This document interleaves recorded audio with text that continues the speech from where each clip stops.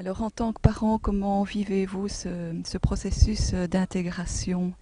Ben, je le vis très bien parce que j'ai moi-même deux enfants ici dans l'école, ils sont dans l'enseignement normal et je trouve que c'est une bonne chose. Pourquoi? Parce que ils côtoient ces enfants-là tous les jours et je me rends compte que ces enfants-là leur apportent quelque chose enfin, aux miens, quoi. Et je prends comme exemple qu'un jour mon plus grand m'a dit, écoute maman, je comprends pas pourquoi on les met en intégration. Parce qu'ils sont capables de faire des choses parfois que moi-même je ne serais pas capable de faire. Il me donnait pour exemple un de ses copains de classe qui était très doué. Bon, il avait une connaissance d'un tas de choses. Il travaillait sur l'ordinateur. Il savait beaucoup de choses que mon propre garçon ne connaissait pas. Donc il était émerveillé. Et moi-même, en arrivant dans la cour de l'école, j'ai dû lui demander, écoute, dis-moi qui est ce petit garçon, parce que je n'arrivais pas à faire la distinction entre ces enfants dits de l'enseignement, l'intégration de l'intégration, par rapport aux enfants de l'enseignement normal. Et il me l'a présenté. Et en fait, c'est vrai que je ne vois pas de différence. Il n'y a pas de différence. Moi, ce sont des enfants comme les autres, si ce n'est que parfois ils sont peut-être un peu ralentis dans un domaine, mais exceptionnels dans un autre en tout cas. Et je voudrais dire aussi que moi, à mon niveau, je trouve ça très bien. J'ai craint peut-être au début, comme beaucoup de mamans, que mes enfants soient ralentis dans le programme, choses comme ça. Et c'est pas du tout le cas. Au contraire, ils avancent normalement, ils avancent très bien. Je dirais même qu'ils avancent mieux puisqu'ils apprennent d'autres choses par le biais de ces enfants-là. Ben, en fait, ici, il est depuis 2 ans en intégration et on voit vraiment l'évolution, la progression. Il y a vraiment, je veux dire, les profs sont vraiment à l'écoute. Euh, il est bien accompagné. Il n'y a pas en plus, il n'y a pas vraiment de différence dans la classe. Je veux dire, on ne va pas le pointer du doigt pour dire c'est quelqu'un qui vient de l'enseignement spécialisé. Il est bien intégré. Les enfants même sont prêts à aider, je veux dire, même dans la classe. C'est des petits groupes, des petites classes, donc madame c'est être plus à l'écoute. S'il y a des difficultés ou bien... Qu'est-ce que ça a provoqué chez Giuliano? Qu'est-ce que ça lui a apporté? D'un côté, il avait un peu peur parce que, bon, enseignement spécialisé, ils sont plus chouchoutés, on va dire.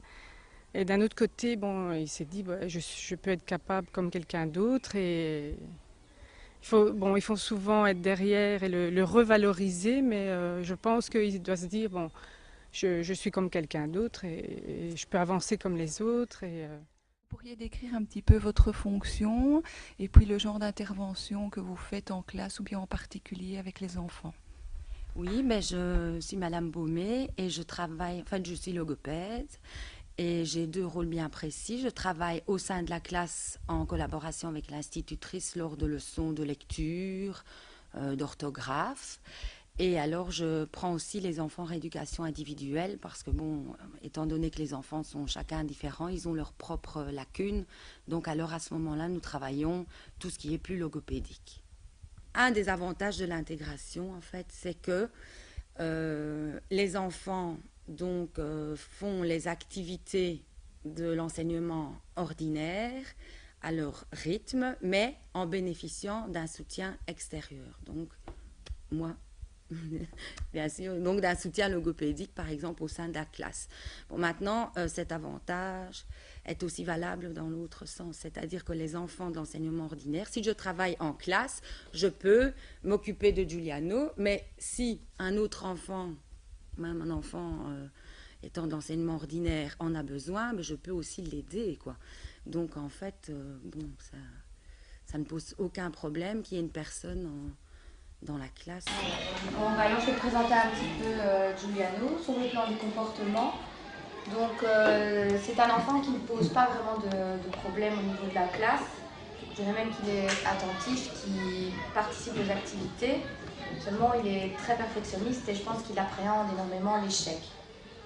Donc il s'angoisse très facilement et dans ce moment de panique, il a besoin un petit peu de retour au calme. C'est pas la peine qu'on continue l'activité. À ce moment-là,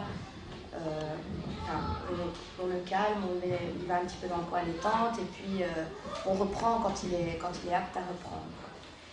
Alors, Giuliano est sous médication ici depuis fin avril, donc 2 mois maintenant. Parce qu'il y a une évolution. Donc c'est pour soutenir son attention. Et j'ai quand même constaté une progression et je dirais que c'est surtout l'après-midi.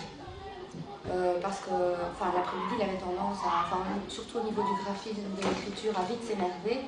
Et là maintenant, depuis, je trouve qu'il fait des efforts et donc ça va quand même mieux à ce niveau-là. Son angoisse reste toujours la Son même. angoisse est toujours là. Ouais. Alors sur le plan des apprentissages, Giuliano est lecteur. Donc, et je dirais, donc, en français, ça pour moi, il n'y a pas de problème au niveau lecture. En mathématiques, je trouve qu'il a progressé de manière considérable parce qu'avant, il avait énormément besoin de référentiels, il devait manipuler beaucoup. Maintenant, il se fait son propre référentiel mathématique. Ce qu'il y a, c'est que comme il a des problèmes en structuration spatiale, souvent il se trompe quand même dans son référentiel. Donc voilà. Et en éveil, il est incollable. Là, on peut lui poser des questions sur n'importe quoi. Il sait tout sur tout. Même il en sait plus que moi sur certaines choses. C'était 3 d'ailleurs. Voilà. Et je pense que c'est en savoir écrire qu'il éprouve le plus de difficultés. Surtout en expression écrite. Et du coup, initiation à la grammaire, orthographe, tout ça, ça pose un petit peu... Ça pose quelques Plus en problèmes. particulier pour Giuliano, quelles seraient un petit peu les pistes qui ont été décidées ou qui vont peut-être se mettre en place? Oui, ben voilà. Donc moi, en fait, je suis Giuliano en rééducation individuelle 2 fois par semaine. Voilà, en fait, le gros souci de Giuliano est que c'est un enfant super angoissé. En fait, au niveau de son comportement, il est travailleur, il est volontaire, il est appliqué, il cherche à faire plaisir à l'adulte. Tout ça se passe bien, quoi. Il est motivé au niveau du travail, mais le problème, c'est qu'il est très angoissé et que cette angoisse se répercute en fait sur son travail pédagogique. Alors moi, je travaille plus particulièrement le langage oral, c'est-à-dire Giuliano ne présente pas de troubles au niveau du langage oral, mais lors de périodes d'angoisse, son langage, le débit de parole devient assez rapide, ce qui fait que parfois son langage est inaudible et même incompréhensible. Donc on essaie d'avoir de petites conversations pour... En fait, le but est simplement de mettre l'enfant à l'aise lors de conversations et sur quelques sujets que ce soit, quoi.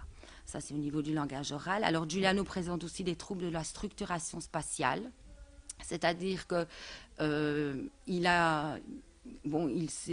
connaît maintenant sa gauche et sa droite, mais il a en fait encore des soucis au niveau de l'espace feuille lorsqu'il écrit, quoi. Voilà. Ensuite, nous travaillons aussi l'orthographe parce que c'est un grand problème pour Giuliano. En ce qui concerne l'orthographe, il y a un mois, donc je reprends le travail effectué en classe. Il relit lui-même ses phrases et il se rend compte de ses erreurs. Oui. Il se rend compte que les mots ne veulent rien dire.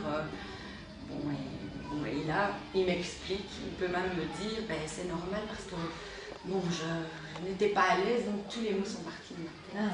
Donc voilà, c'est ce qu'il explique en fait. Donc, de l'ordinaire et des enfants spéciaux qui sont dans le même niveau. Et je n'ai pas ces moments d'angoisse où Juliane, c'est très très rare. Ce qu'il fait, c'est vrai, c'est attirer l'attention. J'en ai même discuté avec Mme Gustave. Il vient et il vient chanter à côté de moi, ou alors il me fait une pirouette, ou alors je dis mais qu'est-ce qui se passe?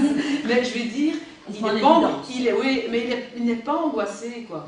Que ce soit des jeux de ballon, que ce soit des parcours, que ce soit même des activités rythmiques, parce que c'est vrai que c'est un garçon, en général ils aiment un peu moins. Oui. Non, c'est tout ça, mais il a été habitué parce qu'il l'a fait tout petit déjà, mais ça je ne retrouve pas ce comportement avec moi dans tout ce qui est entre guillemets physique. Quand on fait une production d'écrit, les enfants, je leur donne des structures, je dis voilà, la date, on la met en haut à droite, nom, prénom dans la marge.